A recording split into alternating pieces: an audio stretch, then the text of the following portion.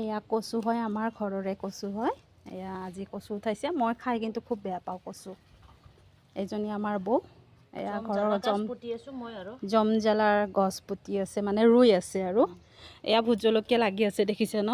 এয়া ইমান ধুনীয়া ভোট জলকীয়া লাগি আছে।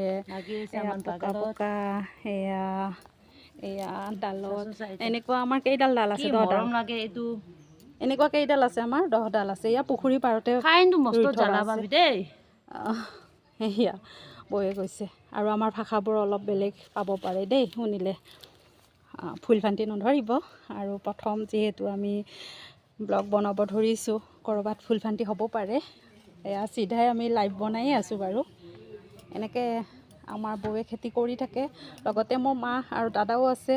আৰু নতুনকৈ আমি এখন খেতি পথাৰত হাল বোৱা গৈছে ন তাত।